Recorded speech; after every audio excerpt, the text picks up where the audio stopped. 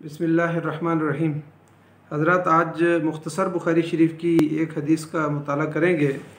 ये मुख्तसर बुखारी शरीफ की हदीस नंबर 314 है और तरतीब के लिहाज से बुखारी शरीफ की हदीस नंबर 496 नंबर हदीस है। इस हदीस में नबी अकरम सल्लल्लाहु अलैहि वसल्लम के नमाज़ पढ़ने और आप सल्लल्लाहु अलैहि वसल्लम के सामने जो सुतरा होता था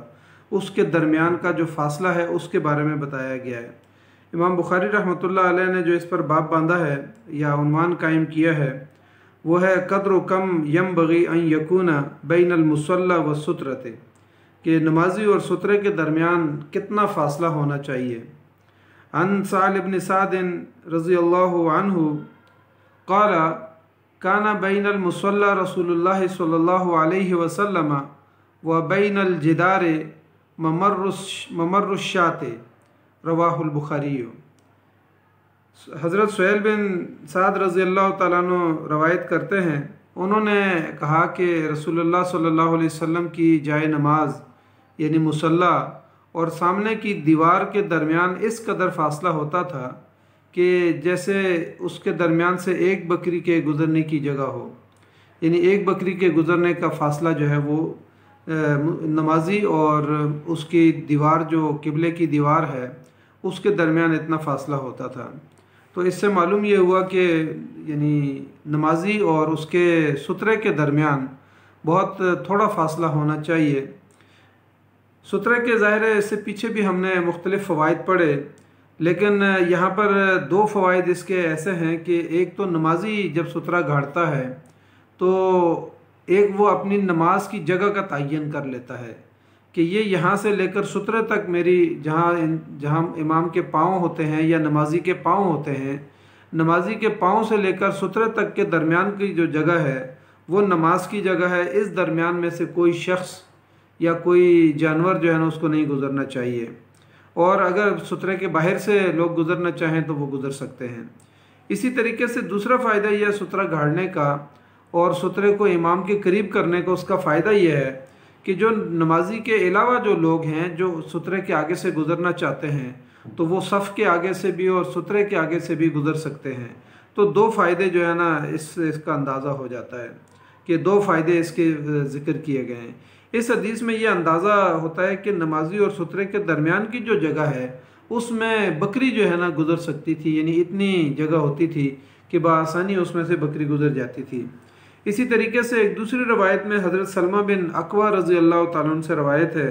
कि मस्जिद नबी सल्लल्लाहु अलैहि वसल्लम की दीवार किबला जो है जहाँ नबी सल्लल्लाहु अलैहि वसल्लम मसल्ला डाल के नमाज़ पढ़ते थे, तो मस्जिद नबी सल्लल्लाहु अलैहि वसल्लम की दीवार किबला और मिंबर से जो है ना नबी सल्लल्लाहु अलैहि वसल्लम जिस मिंबर पे बैठ के खुतबा देते थे तो उसके करीब ही जो है ना वो नमाज़ पढ़ते थे नबी सल्लल्लाहु अलैहि वसल्लम। तो कहा कि उसके दरमियान बमुश्किल जो है ना इतना फ़ासला था कि एक बकरी जो है ना वहाँ से वो गुज़र सकती थी। तो यानी इन दोनों अहादीस में यह है कि नबी सल्लल्लाहु अलैहि वसल्लम का मिंबर जो था उसके करीब नबी सल्लल्लाहु अलैहि वसल्लम बाईं तरफ होकर नमाज़ पढ़ाते थे, तो मिंबर के फैलाव जहाँ पे नबी सल्लल्लाहु अलैहि वसल्लम के पाँव होते थे और आगे किबले की दीवार, इसके दरमियान में जो फ़ासला था वो एक बकरी गुज़रने का फ़ासला था। रसूलुल्लाह सल्लल्लाहु अलैहि वसल्लम के दौर में ज़ाहिर है मिंबर की जो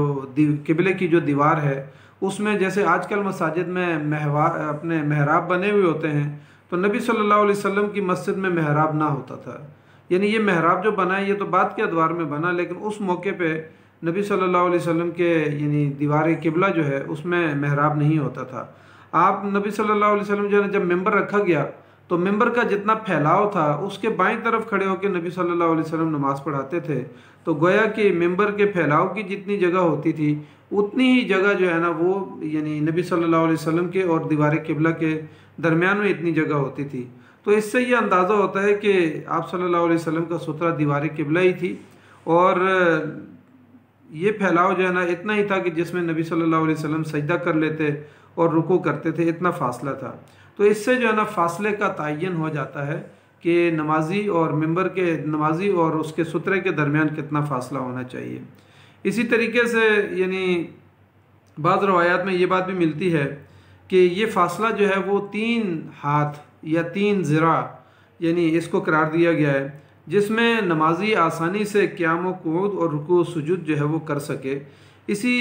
यानी इतनी ही जगह जो है वो मुसल्ले के लिए यानी दरकार होती है। तो इस पर मुहद्दिसीन ने ये भी लिखा है कि ये तकरीबन 4.5 फुट का फासला जो है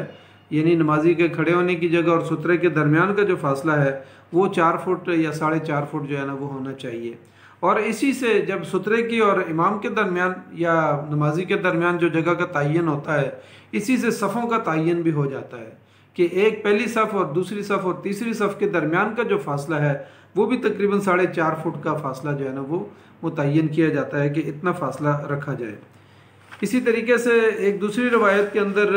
आप सल्लल्लाहु अलैहि वसल्लम ने फरमाया कि जब तुम में से कोई शख्स सुतरे की तरफ मुंह करके खड़ा हो और नमाज़ पढ़ रहा हो तो उसको करीब यानी सुतरे को अपने करीब रखे, क्योंकि शैतान जो है वो ताकि आपकी नमाज के अंदर खलल ना डाल सके। यानी अगर सुतरा बहुत दूर होगा या सुतरा बिल्कुल नहीं होगा तो शैतान जो है ना दिल के अंदर आके वसवसे डालता है। तो कहा कि सुतरे के और नमाजी को अपने दरमियान फासला कम से कम रखना चाहिए, जिसमें आसानी से सजदा और रुकू कर ले और यानी बाकी जो क़याम कूद है वो सारा जो है ना उसके अंदर वो कर सके, आसानी के साथ कर सके। और उसकी जो अंदाज़न जगह बताई गई है वो एक बकरी के जगह गुजरने की, और साथ जो है ना बाज़ रवायात के अंदर 3 ज़रा की जो है ना बात आई है। इसी तरह अल्लामा इब्न बत्ताल लिखते हैं कि ये फासला 3 ज़रा यानी तकरीबन 4.5 फुट है। और इसकी दलील उनकी जो है ना दलील के तौर पे जो रवायत वो लाते हैं अल्लामा इब्न बत्ताल, वो कहते हैं कि हज़रत बिलाल रज़ियल्लाहु तआला अन्हु ने कहा कि नबी सल्लल्लाहु अलैहि वसल्लम ने काबा में नमाज़ पढ़ी और आपके और किबले के दरमियान जो फासला था वो तकरीबन 3 ज़रा के बराबर था। तो अल्लामा इब्न बत्ताल ने हज़रत बिलाल रज़ियल्लाहु तआला अन्हु की रवायत को लिया है और वो ये कहते हैं कि नबी सल्लल्लाहु अलैहि वसल्लम और दीवार किबला के दरमियान जब नबी सल्लल्लाहु अलैहि वसल्लम नमाज़ पढ़ रहे थे तो इतना फासला था। तो इससे यानी ये बात साबित हो जाती है। और सुतरे के बारे में तो हमने कल पढ़ा बाकी चीज़ें भी कि सुतरा जो है ना उसकी ऊंचाई कम से कम 1.5 फुट होनी चाहिए और उसकी जो है ना मोटाई अगर चौड़ा फटा रख दिया जाए तब भी ठीक है, लेकिन कम से कम उसकी जो मोटाई है वो 1 उंगली के बराबर होनी चाहिए या इसकी इतनी बड़ी हाइट होनी चाहिए। और इसके लिए नबी सल्लल्लाहु अलैहि वसल्लम ने अपनी बर्छी को जो है ना वो इस्तेमाल किया है और बर्छी की ज़ाहिर मोटाई 1 उंगली या 2 उंगली के बराबर होती होगी। तो इससे अंदाज़ा होता है कि जब नमाजी नमाज़ पढ़े तो उसको चाहिए कि अपने सामने सुतरा गाड़ दे और सुतरा गाड़ने के बाद लोगों के लिए भी आसानी हो जाएगी और उसके पीछे जितनी बड़ी सफ़ी क्यों ना हो उसके आगे से लोगों के लिए गुजरने का कोई हरज नहीं है। तो इमाम का सुतरा ही जो है ना मुक्तदी का सुतरा हो जाता है, मुक्तदियों का सुतरा हो जाता है। तो इस तरीके से जो है ना नबी सल्लल्लाहु अलैहि वसल्लम की इन अहादीस के ऊपर अमल करके, और इस सुतरे का सबसे बड़ा जो फ़ायदा अहादीस के अंदर ज़िक्र किया गया है वो यही है कि इंसान जो है ना ज़ाहिर शैतान इंसान के वसवसे डालता है, जिस्म में दाखिल होकर दिल में ख्यालात में वसवसे डालता है, उसकी जो है ना तस्बीहात से जो है ना उसको बरगश्ता कर देता है, दूर ले जाता है। तो अल्लाह और उसके रसूल सल्लल्लाहु अलैहि वसल्लम और अल्लाह के दरमियान जो है बंदे और नमाजी और अल्लाह के दरमियान वो हाइल होता है। तो इसलिए फरमाया गया कि सुतरा गाड़ लिया करो ताकि जो है ना दरमियान से लोग भी ना गुजरें, जानवर भी ना गुजरें और शैतान भी तुम्हारी नमाज के अंदर खलल पैदा ना कर सके। तो अल्लाह ताला से हम दुआ करते हैं कि अल्लाह ताला हमें इस हदीस को समझने की तौफीक अता फ़रमाए और इस पर अमल करने की तौफीक अता फ़रमाए। जज़ाकल्लाहु खैर। अस्सलामु अलैकुम व रहमतुल्लाहि व बरकातुहू।